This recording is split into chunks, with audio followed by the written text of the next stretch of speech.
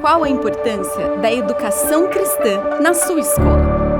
A educação cristã dá o direcionamento de todos os passos de uma pessoa no futuro, o seu senso de identidade, caráter e propósito. Compreender a revelação bíblica é saber quem Deus é e quem somos nele.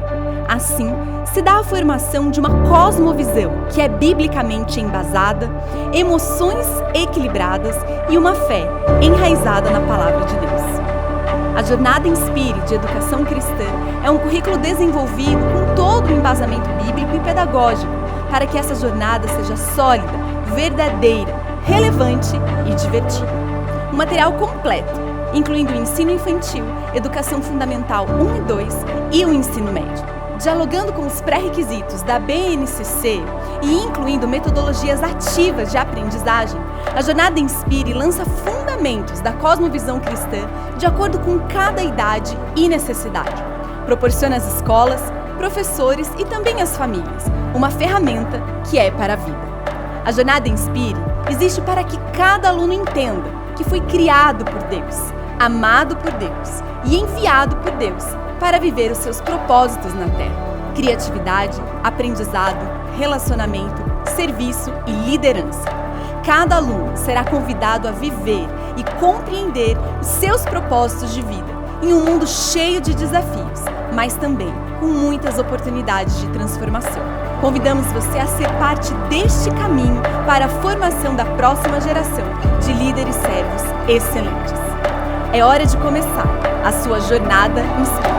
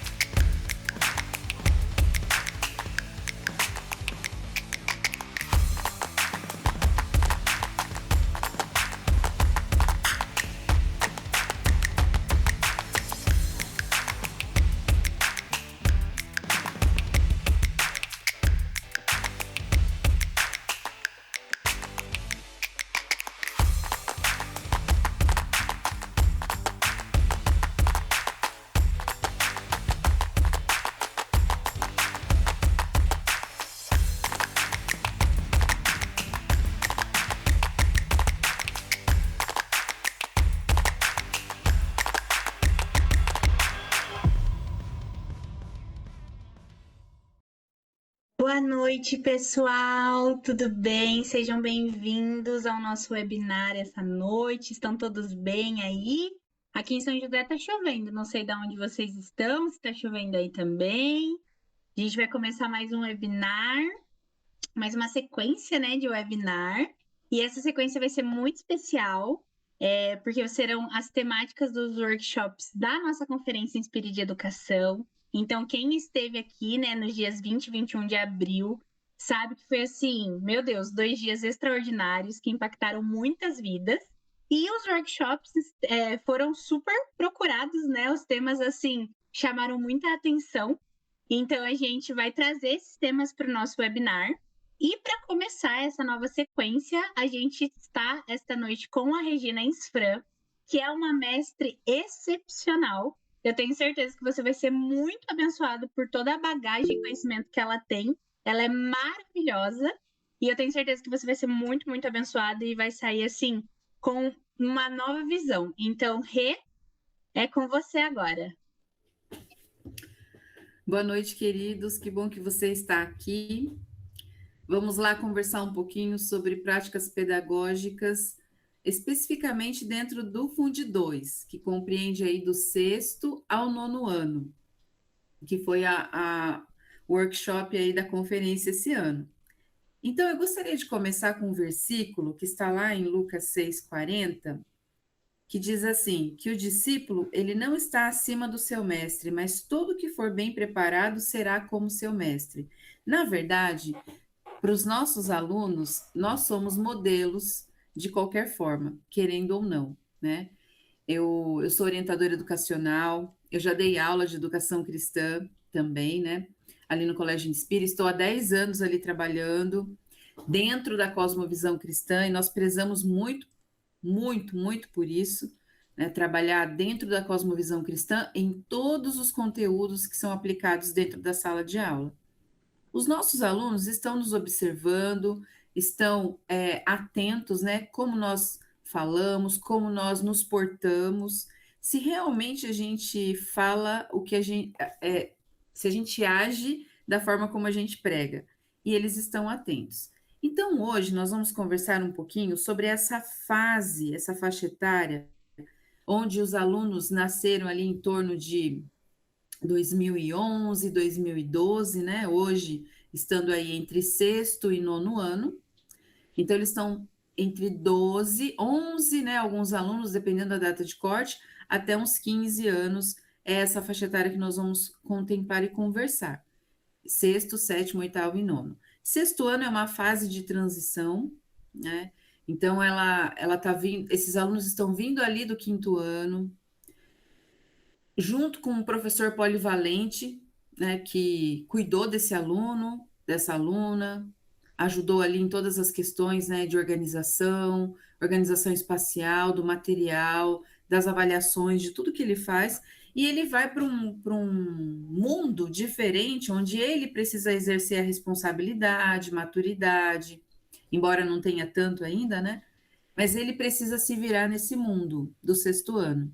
Normalmente, no primeiro trimestre, é um desastre para eles e para as famílias, né? Porque há um boom de notas baixas, de dificuldade, ao mesmo tempo de reflexão também. Então, esse primeiro trimestre, né, ou os 2 primeiros bimestres, dependendo da escola, são cruciais para que a gente consiga ganhar o coração, né, desse aluno de 6º ano, para que ele consiga prosseguir. 7º e 8º ano, aparentemente eles já estão um pouquinho mais acostumados com essa nova rotina, com esse novo tempo na vida deles. E aí vem 9º ano, que já se depara com algumas disciplinas novas, né, como física, química, biologia, dependendo da escola. E está nessa fase da transição, chegando aos 15 anos, indo para o ensino médio, já pensando, consolidando o que ele quer fazer quando for fazer faculdade, né, prestar algum concurso. Então, nós temos dentro dessa faixa etária, né, dentro do Fundi 2, anos finais, duas séries aí que a gente precisa dar bastante atenção. Não que o 7º e o 8º não exija, mas esses dois, eles saltam um pouco mais aos nossos olhos quando nós estamos lidando com eles ali dentro de sala de aula, nas questões, né, administrativas, de coordenação, de avaliação, né, e assim vai. Eles estão dentro de uma geração. Então, olha só, eu sou da geração X, então pode ser que a maioria aqui seja também dessa geração X. E nós estamos lidando com alunos que estão aí saindo aí da geração Z, entrando na geração alfa. É uma geração onde eles são nativos digitais. A forma como eu aprendi na escola, como você aprendeu, não é a forma como eles aprendem. Eles são muito mais ágeis, muito mais rápidos. Então, nós temos que nos adequar. Então, nós temos aí é como se fosse um abismo de geração, né? Da geração X à geração alfa. E aí nós temos que aprender a lidar com esse público, né? 2010, 2012, parece que passou tanto tempo, mas não é tanto tempo assim, né? E eles estão atravessando aí, que nós chamamos de uma metamorfose, né? E como cristãos nós entendemos que esta fase ela não é um problema a ser resolvido, mas um processo de amadurecimento planejado pelo Criador. Então, nós temos que pensar que esse adolescente, né, esse pré-adolescente, está passando por uma fase de uma mudança, mudança no corpo, tem uma mudança física, tem mudanças hormonais, né, biológicas, tem mudanças de mente também, a questão do caráter, né, de valores e princípios, elas estão sendo estabelecidas, então, aparentemente parece que eles já sabem tudo, que eles têm conhecimento do mundo, mas não têm, eles precisam da nossa ajuda, da nossa direção também. Então, eles estão passando por essa fase. As meninas, né, entrando aí na menarca, já tendo a experiência aí da primeira menstruação, os meninos também, né, ali chegando, a questão do estirão, crescendo, mudando de voz, aí vem, né, o pelinho da barba, às vezes eles se sentem um pouco retraídos por conta disso, aí quer usar o capuz, quer usar a blusa de frio, né, a gente vê muito, isso é muito comum, porque o corpo está mudando, às vezes está um pouquinho acima do peso, ou tem alguma coisa no corpo que está incomodando, então nós vemos esse tipo de pré-adolescente dentro da sala de aula. E o que acontece? Nesse cérebro, né, além das mudanças do corpo que estão acontecendo, o cérebro também está mudando, né? Então, eles estão passando aí por uma poda neural. Então, o cérebro está em obras. Então, nós temos aí um cérebro passando por uma poda neural, um sistema límbico que está clamando aí por recompensa, mas eles não têm, por exemplo, o córtex pré-frontal bem definido ainda, porque não está maduro. Eles estão nesse processo de maturidade, né? Então, é uma fase que esse adolescente ele está buscando por sabedoria, ele está buscando, né, ele necessita, né, de discernimento, e nós estamos aqui, né, como se fôssemos, né, esse hardware, esse córtex pré-frontal para poder ajudar esse aluno, né, ajudar esse adolescente. O que eles estão buscando, o que eles estão esperando da gente, né? E como que eles são? Então, eles buscam aí, né, essa geração alfa, que são nativos digitais, eles estão buscando por hiperconectividade e imediatismo, eles são extremamente rápidos, eles querem tudo de forma instantânea, eles têm baixa tolerância à frustração, né? Fala um não para um aluno de 7º, de 8º ano. Imagina, é inadmissível, é inaceitável. Eles têm dificuldade em processos de aprendizagem longas e lentas. Então, ele não suporta, por exemplo, uma aula extremamente só de visual, onde ele tem que copiar, talvez, alguns textos, algumas lousas, porque ele não consegue, o corpo dele já não consegue mais ficar ali sentado tanto tempo.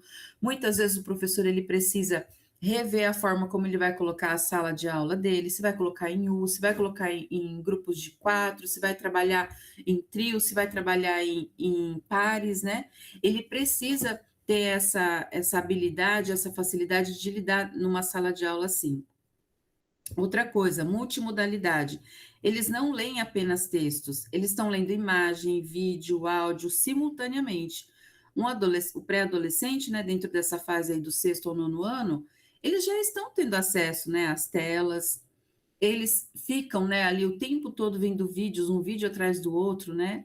E aí, como nós aprendemos lá na conferência com a Geoceren, né, uma dopamina que eles ficam ali buscando, né, para satisfazer aquele cérebro, satisfazer, né, aquela compulsão ali por ver essas coisas. Então, uma explicação puramente verbal, talvez, só a voz do professor numa sala de aula, ela vai cansar. Essa geração se cansa muito rápido, se perde muito rápido, o foco muda com muita facilidade. Outra coisa, eles são muito preocupados também com causas reais, né? São muito sensíveis a temas como sustentabilidade, diversidade, saúde mental. Eles estão ligados, né? Às vezes você fala alguma coisa para um pré-adolescente, para um adolescente, mas isso vai me trazer gatilhos, vai me dar gatilhos. Assim não pode, né? Não é assim que se fala, senão eu vou entrar numa crise de ansiedade. Então, eles têm essa fala, é comum, né? A gente ouvir ali dentro da escola. Se engajam muito quando se sentem que estão aprendendo e têm um impacto real no mundo. Então, eles gostam, eles se importam, eles querem se envolver com alguma coisa, dão muito valor, né, para algumas coisas aí. E outra coisa é a cultura do cancelamento e da ansiedade.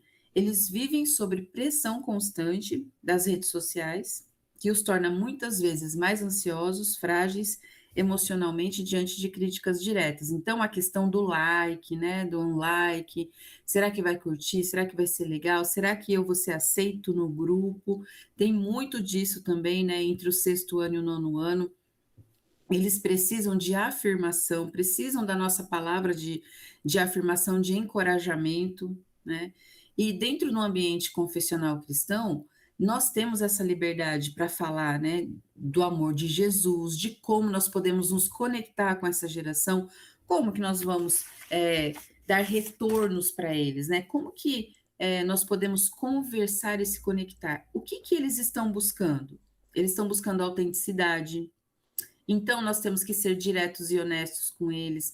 Eles detectam falsidade pedagógica, né? Eles percebem de longe quando o professor não está ali envolvido, quando o professor, deixa passar, deixa para lá, tá bom, eu vou ver aqui para você, e depois a gente conversa. Não, ele quer uma resposta, ele está atento, ele está envolvido, principalmente quando ele tem que resolver alguma coisa de nota, né? Essa semana e semana passada lá na escola, nós estamos nessa lida com eles, né? Então, eles vão, colocam ali a defesa deles com relação a isso, mostram, olha só, Regina, essa prova foi corrigida errada, olha só, o professor, acho que não teve muita atenção, mas aí eu refiz a minha conta e estou vendo que tem meio pontinho a mais aqui, e esse ponto a mais não vai me deixar de recuperação. E aí nós vamos olhar e realmente o que ele está falando faz sentido. Então, nós temos que ouvir, dar crédito, né, ajudar a resolver. Se percebe que tem algo fora disso, aí nós temos que entrar numa mediação, né? Às vezes uma mediação de conflito, usando a palavra de Deus para a gente conversar também, porque isso é muito importante. E eles buscam por isso também. Eles buscam, da nossa parte, né, como educador, autenticidade também. Eles sabem, e eles se conectam com a gente quando eles percebem, né, que tem ali um amor envolvido, há um relacionamento, há uma escuta, né? E essa escuta é de ambas as partes, eles buscam por isso, gostam de conversar. Outra coisa, a personalização, né? Evitar feedback padronizado. Nós temos que enxergar o nosso aluno por inteiro e de forma individualizada. Ele nos interessa por inteiro. Muitas vezes a gente pensa que o aluno ele tem ali um bom rendimento e ele pode nos trazer ali grandes vantagens com relação a uma boa nota no Enem, uma boa nota dentro do seu sistema aí didático, né, de material didático, mas ele nos interessa também na sua parte física, social, emocional, espiritual. Então, nós temos que olhar, né, por inteiro. Você me interessa por inteiro, aluno, né? E é importante que ele saiba disso. Gamificação, né? Usar a lógica dos jogos, porque eles estão envolvidos nessa questão de jogo o tempo todo, as meninas também, né? Eu gosto muito de usar nas minhas conversas lá de resolução de conflito, quando não tem um acordo ou, né, alguma parte não quer ceder, eu sempre falo para eles assim, vamos zerar o jogo? Vamos começar de novo? Aí esses dias eu estava fazendo uma mediação e aí a aluna falou assim, tia, você já falou isso 3 vezes? Eu falei, eu já falei 3 vezes porque vocês não querem zerar o jogo, vocês não querem resolver o problema. E aí, a partir do momento que a gente resolver zerar o jogo, não pode voltar mais, a gente tem que começar de novo. Então, vamos começar de novo o relacionamento? Vamos cada uma entender o que está acontecendo e vamos ceder, né? Ah, o que é ceder, Regina? Ceder é, tá bom, eu vou abrir mão do que eu estou pensando a seu respeito, eu te peço perdão, e a gente começa de novo. Às vezes eles não querem fazer isso. Mas quando eu falo vamos zerar o jogo, vamos passar ou vamos mudar de fase, isso eles entendem e aí eles conseguem pensar. Ah, tá bom, vamos começar tudo de novo. A questão de privacidade também. Quando nós formos dar algum feedback, algum retorno, alguma conversa com esse aluno, jamais a gente pode expor esse aluno para a turma. Jamais eu posso chegar na turma e falar, você é um candidato a receber uma ocorrência hoje. Já estou dando a primeira ocorrência, já estou dando a segunda ocorrência para o fulano tal, para fulana tal. Nós temos que conversar individualmente com o aluno. Algumas situações a gente consegue conversar em sala de aula de uma forma coletiva, dependendo da situação. Dependendo como é algo, às vezes, pessoal, nós temos que chamar esse aluno para fora, trazer para um cantinho, pedir para alguém ficar na sala, levar esse aluno para um lugar mais reservado, conversar, ouvir, escutar. Nós temos que fazer isso, é importante. Até juridicamente também nós temos que dar escuta, dar voz para esse aluno, anotar o que esse aluno fez, o que ele relatou, né, o que aconteceu, porque se lá na frente acontecer alguma coisa, por exemplo, acontece às vezes, né, da família querer uma retratação, ou da família, né, entrar com um processo contra a escola, mas quando você tem tudo documentado, mesmo que foi algo assim que talvez para você é tão simples, mas para aquela criança não é, para aquele adolescente não é, aí nós temos que deixar documentado. Então, ouvir de forma individual é muito importante, né? Expor já não combina mais, né, com essa educação de hoje. Na nossa época, sim, éramos expostos o tempo todo, né, não tinha essa questão de olhar o aluno de forma individual, dentro ali da sua necessidade, não, era tudo dentro de um bolo só, né? Quem se destacava, ok, quem não se destacava tinha que correr, né? Hoje não é mais assim. Então, nós temos que estar atentos aí a essas necessidades. Outra coisa muito desafiadora também, dentro dessa faixa etária aí, é a questão da atenção, né? Então, nós temos que usar algumas metáforas aí do mundo digital. Então, por exemplo, em vez de falar, vamos corrigir os erros, vamos falar assim, vamos fazer um upload aí de uma nova versão, vamos corrigir aí um bug do seu raciocínio, porque isso vai criar uma ponte semântica aí imediata entre você e o seu aluno, né? Para você não falar que ele não conseguiu. Então, vamos fazer isso? Vamos fazer o upload? E o que está acontecendo nessa fase, né, dessa metamorfose que está acontecendo na vidinha deles, que graças a Deus isso está acontecendo, porque faz parte do desenvolvimento dele, né? Então, quando chega aí a menarca, quando chega o estirão do menino, quando já começa a aparecer aí tantas mudanças no corpinho, significa que está tudo bem, que está correndo tudo certinho, embora tenha assim, né? Ai, meu Deus, meu corpo tá diferente. Ai, tia, não fala sobre isso não, porque eu não consigo ouvir sobre essas coisas, né? Mas eu sempre falo para as alunas assim, ainda bem que você está passando por isso, porque significa que está tudo bem com o seu corpinho. Porque se não tivesse acontecendo, seria bem mais complicado, né? Então, quais são os impactos na sala de aula quando você tem um aluno dentro desse quadro, né? Oscilações de humor, busca por gratificação imediata, dificuldade em prever consequências de longo prazo, né? Ele não pensa no que vai acontecer lá na frente, ele faz, ele fala. E aí nós temos que dar ali arrumar, né, toda a situação, fazer uma mediação, dependendo, chamou alguém de uma palavra ofensiva ou de baixo calão, né? Isso acontece muito em sala. Então, o professor, ele fica aí atuando como se fosse um córtex pré-frontal do aluno para ajudá-lo nessa maturidade, né? Ajudar aí a contornar o que ele precisa ali para continuar, para adquirir, né? Dentro ali guardadas as devidas proporções da responsabilidade e da maturidade. Então, o professor ele vai ajudar esse aluno a organizar os processos, prazos, refletir sobre suas ações, sem julgamento imediato.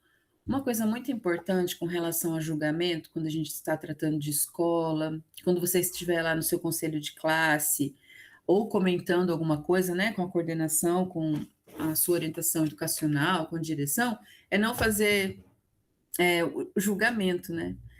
Por exemplo, olha, esse aluno está indo muito mal porque ele não tem caráter, ele só mente. Eu não posso falar dessa forma, né?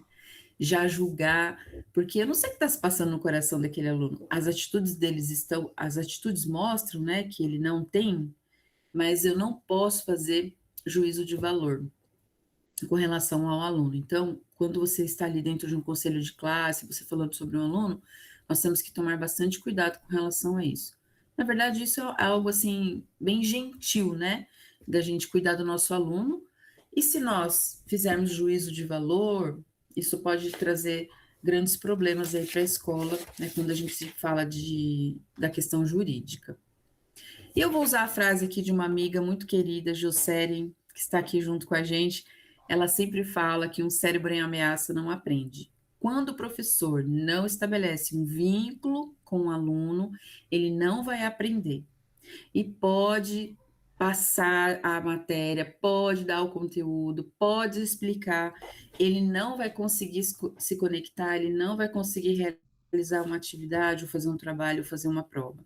Então, nós temos que ter isso na nossa mente todos os dias, que nós temos que ter esses laços com os nossos alunos, seja da parte pedagógica, da parte de outros colaboradores, do professor principalmente que está em sala de aula, né? Porque isso vai nos ajudar e vai ajudar esse aluno também a uma construção da identidade do pertencimento, de cuidado, de intencionalidade e também de discipulado. Muitas vezes, o aluno ou a aluna, ela procura um professor, né, ou a professora, como se fosse ali mesmo algo materno, paterno, né, para tirar uma dúvida, para contar algo que aconteceu. Com certeza vocês devem ter muitas histórias aí de alunos que ainda buscam vocês ou que buscam por vocês para tirar, né, dúvida, para receber um conselho, para receber um abraço também, né? Muitos deles são muito carentes, mesmo tendo pais, tendo famílias, mas às vezes a família não é presente. Então essa criança, esse adolescente, ele necessita desse cuidado. E nós somos essa figura ali, né? Nós não estamos ali por acaso, né? Como educador. O educador, a nossa função ali dentro da escola, ela está mais como de pastoreio mesmo, né? Não é uma profissão por si só, né? É uma vocação, um sacerdócio. Você está ali porque Deus colocou você, que atualmente, né? Nós vivemos tantas adversidades aí no dia a dia, né? De uma escola. Mas o que que nos sustenta? Nos sustenta essa missão, né? E quando nós olhamos para o nosso aluno, nós queremos que ele cresça, que ele avance, aquele aluno que está com dificuldade de aprendizagem, ou que tem algo, né, que precisa ser feito alguma intervenção, quando aprende, quando descobre, quando avança, né, consegue tirar uma boa nota, ele está ali pronto para cumprir o destino profético, né, o propósito que Deus tem para a vida dele. E é assim que nós devemos trabalhar. Outra coisa também, dentro dessa faixa etária, né? Eu estou falando bastante de aluno, mas eu vou falar um pouquinho do professor mais para o final. A opinião do grupo de pares passa a valer muito mais do que a opinião de adultos. Então, o que o colega pensa a respeito é muito mais importante do que o professor, ou o pai, ou a mãe, ou alguém da família. Por quê? Porque ele tem medo de ser excluído. E essa questão da exclusão social é uma dor física real para o adolescente. Então, hoje mesmo eu tive uma situação de uma menina que pensou que estava sendo excluída, porque ela não conseguia cantar uma música em inglês no sarau lá, numa atividade da escola. Aí ela, bom, não sei cantar em inglês, não vou ser escolhida para fazer um solo e eu quero muito cantar. Ela já entrou em crise, começou a chorar, foi lá para a sala e a gente começou a conversar. E aí ela começou a falar que ela estava sendo excluída. Falei, mas nem aconteceu ainda. Já está decidido que você não vai fazer esse solo, que você não vai poder cantar? Não. já escolheram todas as pessoas que vão cantar? Ela falou, sim, já teve audição, então cada um vai ter uma música para cantar. Eu falei, então você não está fora. Mas ela estava tão envolvida ali na situação que ela não tinha sido chamada para determinado papel, para determinada música, que ela já entrou em crise, pronto, se anulou, saiu, começou a chorar. E aí, quando a gente foi conversando, ela mesma foi raciocinando, é verdade, ainda não está escolhido. Eu falei, então não é melhor você voltar?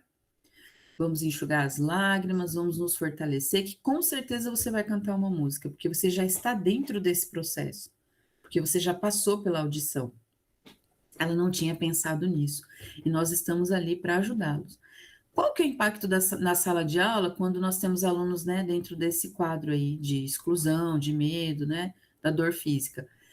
Resistência a atividades que possam expô-los ao ridículo, necessidade de autoafirmação e formação de panelinha. Então, esse adolescente é excluído, nós vamos ter ali formação de panelinha, divisão dentro da sala de aula.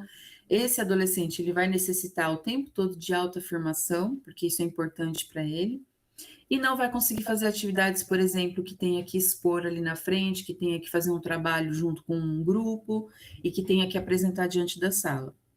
Então, o que nós temos que fazer como professor? Utilizar trabalhos em grupo de forma estratégica e criar um ambiente onde o erro é desestigmatizado. Então, assim, tá tudo bem errar. Se você falar uma palavra errada, nós vamos ver qual é a palavra certa e nós vamos repetir juntos a palavra. Não tem problema muito, né, dos problemas que a gente vê, é com relação a essa questão do erro, né, não pode errar, não tem que fazer tudo certinho, tem que ser perfeccionista, não. Nós podemos ajudar os nossos alunos com relação a isso, né. Outra coisa também, né, quando a gente pensa aí, são as mudanças, né, que estão acontecendo, eles estão nessa luta com o corpo, né, os meninos ali no estirão. O que acontece na sala de aula também dentro dessas mudanças hormonais, né? Parece que os alunos estão desligados, inquietos ou excessivamente tímidos. Então é importante quando se tem uma observação de um aluno, conversar com a família, perguntar, né, se tem acompanhado ali a parte biológica, o desenvolvimento hormonal, tem feito os exames regularmente, né? Às vezes um exame de sangue vai indicar alguma coisa que está alterada, um colesterol, uma glicemia alta, né? Que isso influencia também na questão do aprendizado. Ou às vezes as vitaminas muito baixas, que vai trazer também essa questão de estar desligado, estar dormindo direitinho, como que está a questão do sono, usando tela até muito tarde, aí vai dormir, o cérebro não desliga, não faz aquela limpeza que é necessária, né, todas as noites, para poder você levantar, acordar, estar ali higienizado mentalmente, né, para poder suportar ali mais uma aula, mais um dia, né, mais estudos. Então, tudo isso nós precisamos observar no nosso aluno, sentar, conversar com a família, se necessário, né? Mas dentro ali da sala de aula, o que nós podemos fazer? Dar pausas ativas, variar a postura, né, durante a aula, empatia, e ter empatia com essa questão do cansaço biológico, né, porque ele faz parte desse crescimento, faz parte dessa mudança que está acontecendo dentro desse corpinho aí, desse adolescente ou dessa adolescente, né. A intencionalidade, a questão da intencionalidade também, ela é muito importante, porque ela é o que separa o passar o tempo do ensinar com qualidade. Então, muitas vezes pode ser que aconteça que você comece um devocional na sala de aula e a situação ali dentro daquela sala está tão crítica que você só vai conseguir fazer o devocional, você só vai conseguir fazer uma oração, você só vai conseguir ler ali um versículo, né, dentro da Bíblia para que conforte o coração daqueles adolescentes. E às vezes é aquilo que eles estão precisando, né? Isso já vi acontecer muito aqui no colégio, é uma realidade, eles estão carentes, né, dessa atenção.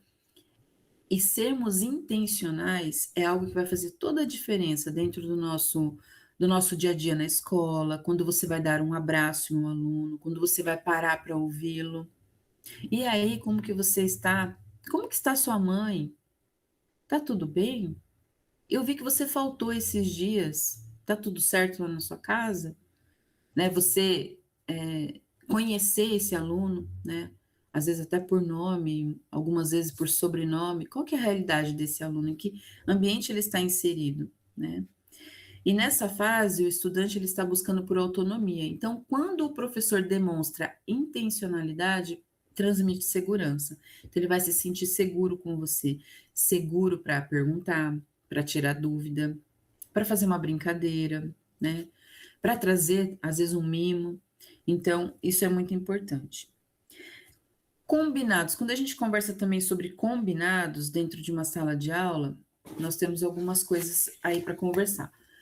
Construção participativa dos combinados. É importante você combinar como que vai ser a sua aula, o que você gostaria de apresentar naquele dia, né? Transformar aí a proibição, né,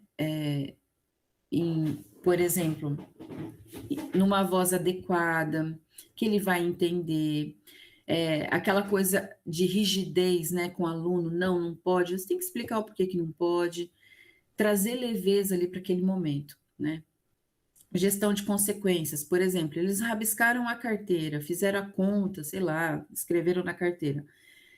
Mostrar qualquer relação ligada, né, a consequência ligada a esse ato. Você vai apagar o que você rabiscou na carteira, vai passar um paninho aqui com álcool para deixar essa carteira limpa, para que o aluno sinta ali que ele não pode fazer isso, né? Mas você não vai repreender, você vai falar com amor, né? Então, se riscou a carteira, a consequência não é perder o intervalo, e sim limpar a carteira. Ele não vai precisar perder os 30 minutos, mas sim ele vai limpar e deixar o lugar limpo, porque é o lugar que ele usa também.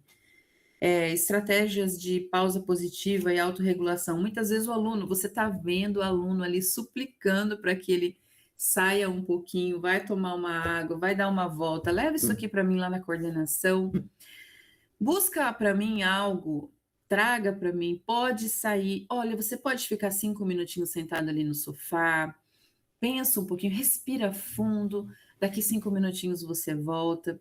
E nós temos alunos nesse quadro hoje, praticamente o tempo todo. E nós temos que ter essa sensibilidade, né? Para deixar esse aluno dar uma parada e voltar. Principalmente os alunos aí, né, de TDAH, que são muito agitados, ou que apresentam alguma agitação e não tem, né, nenhuma especificidade, né, nenhum transtorno. Vai lá para mim um pouquinho, pega uma tesoura, pega algo para mim lá na coordenação, busca para mim 30 folhas de sulfite. Esse aluno vai sair, vai voltar, já deu uma volta, já respirou fundo, ele já vai voltar diferente. Ao invés de você colocar ele para fora e falar para ele assim, você não vai assistir minha aula, ainda vou te deixar com falta. Aí você não se conectou, ele vai ficar com falta, vai ficar prejudicado, talvez por 2 minutinhos que ele precisava dar uma voltinha, né? Então, nós temos também que ter essa sensibilidade aí com os nossos alunos. Sala de aula, né? Um pouquinho aí, nós estamos dando aí algumas pílulas, né? Passando um pouco de cada coisa aí, para que a gente possa estudar, né, sobre o assunto. O que eu vou fazer dentro de uma sala de aula, né, de sexto ou nono ano? Como que nós vamos trabalhar aí? Nós temos várias, hoje, né, muitas coisas que a gente pode fazer diferente em sala de aula. Você pode preparar uma aula mais lúdica, que ele consiga aprender aquele conteúdo que talvez seja mais maçante, mais denso, mais complexo, né? Usando aí as metodologias ativas e colaborativas, nós temos muito material disponível. Gamificação e desafios, então você pode pensar em jogos que você pode colocar ali dentro da sala de aula na lousa e trabalhar isso com os alunos em grupo ou individual. A sala de aula invertida, onde você vai colocar um tema, esse aluno vai ler, estudar sobre o tema e depois será discutido em sala de aula. E essa discussão pode ser em grupo, pode ser individual, pode ser através de apresentação, ali, né, com slides ou através de maquetes. Aprendizagem, né, baseada em problemas, que é o PBL. Então, dentro desses 4 itens aqui, tem muito mais coisas, né, mas aqui é uma ideia para vocês, e dentro dessas dicas, cada uma delas se abre em vários leques, né? Tem livros que falam sobre cada uma delas, que vocês podem também aí pesquisar um pouquinho mais, né? Quando nós falamos também dentro ali da sala de aula, e nós estamos trabalhando a questão do erro, né? Dentro ali do que a gente vai usar com o aluno na sala de aula. Então, por exemplo, o aluno ele está com dificuldade de interpretar texto. Eu não vou dizer para ele assim: olha, você não sabe interpretar texto, não vai dar certo. Você pode dizer da seguinte forma: percebi que você ainda não identificou a ironia nesse parágrafo, ou não identificou a palavra-chave desse parágrafo. Vamos ver como as pistas no texto podem nos mostrar isso? Vamos ler novamente? Você leu com atenção? Olha, lê novamente e aí a gente volta a conversar. E aí você já vai para outro aluno, dependendo da dinâmica ali de sala, mas não falar, né, de pronto, assim, que esse aluno não sabe interpretar texto, ele não sabe fazer alguma coisa, ou não sabe fazer algum cálculo. Você tem certeza que é isso? Você tem certeza que essa é a resposta correta para esse tema? Vamos fazer novamente? E aí você pode estar pensando assim, Regina, mas eu tenho lá na minha sala de aula 30 alunos, eu sou professora especialista, eu dou aula em 3, 4 escolas, né? Mas quando nós estamos de forma intencional, né, vocacionado para, né, a questão da educação, a gente consegue andar dessa forma, a gente consegue caminhar com o nosso aluno. Então nós temos que talvez, né, às vezes repensar algumas práticas que nós estamos tendo, né, práticas pedagógicas que talvez ela funcionasse há muito tempo atrás, ou até uns 2, 3 anos atrás, ou até antes da pandemia, mas que hoje não funciona mais. Os nossos alunos, eles estão muito bem informados, né, os adolescentes eles se informam dos direitos que eles têm. Às vezes eu recebo aluno que fala assim, mas lá no ECA tá falando isso, isso e isso. Mas lá eu vi na internet um vídeo que professor não pode fazer isso, que professor não pode me impedir de ir ao banheiro, eu posso sair livremente e ir ao banheiro. Não, calma, nós temos regras também. Não é assim. Então nós temos que sentar, nós também temos que estar muito bem informados, né, para nós ministrarmos na vida desse aluno, mostrar, já que ele tem esse ímpeto, né, essa inteligência para nos afrontar às vezes, né, nós também temos que dar as respostas em amor, trazer para perto. Que bom que você tem esse conhecimento, que você sabe tudo isso, mas você sabia também que nós temos isso para o aluno, que também o aluno tem direitos, mas também tem deveres, né? Com certeza na sua escola você tem um manual da família, você tem ali um regimento escolar, e, e ele tem que ser estudado, né? Nós temos que saber o que está acontecendo, quais são as leis que regem, né, a escola, para que a gente esteja bem informado e consiga responder a esse aluno. Então, o professor, ele funciona também ali como um treinador, né? A nossa missão não é apenas transmitir dados, mas preparar os nossos jovens para serem mordomos da criação e servos de Deus através do conhecimento e que eles cumpram o propósito que Deus tem para a vida deles. Essa é a nossa missão, e que seja assim ali para você também, na sua realidade escolar, né? Na sua escola, com seus alunos, na sala de aula. Eu coloquei aqui também 2 slides que são de alguns livros que me inspiraram a conversar um pouquinho com vocês sobre esses temas, né? Alguns livros são seculares, outros são livros cristãos, mas que quando você lê, um vai complementando, convergindo com o outro. Esse Geração Ansiosa é um livro novo, ele traz pesquisas, dados de adolescentes, né, de 2010 para cá. É um livro muito bom. A Criança Digital, do Gary Chapman, é o mesmo que escreveu as 5 Linguagens do Amor, né, das crianças, dos jovens, dos adolescentes, e ele escreveu um livro sobre a criança digital. Então, ele converge aí um pouquinho com esse da geração ansiosa, mas ele traz para o coração, né? Ele coloca Deus aí em tudo, isso é muito importante. Pastoreando o coração da criança, que vai falar das janelas, né, de oportunidades que nós temos ali para poder se conectar, né, com a criança, com o adolescente. O futuro é mais rápido do que você pensa. O foco triplo, do Daniel Goleman, que fala que o foco ele pode ser treinado. Neurociência e Educação, que é um livro, assim, é um padrão aí, né, para a questão da neurociência e educação para todos os professores. Se você não leu, é um livro importantíssimo para leitura, né, um livro ali de cabeceira mesmo. Saúde Mental na Escola, ele vai trazer vários textos sobre, uma coletânea, né, de vários textos sobre a questão de transtorno, dificuldade de aprendizagem, A questão da farmacologia também, né? Hoje nós temos muitas crianças e adolescentes que já estão tomando, né, algumas medicações de controle, medicação para dormir, medicação para acordar, para manter atento, né? Então nós temos que ter também esse conhecimento. Livros sobre neurociência, esse já é um livro mais denso, né? Não é um livro tão não, é um livro mais acadêmico. Deixa eu até colocar meu computador aqui para carregar. Ele é mais acadêmico. Aí o próximo slide.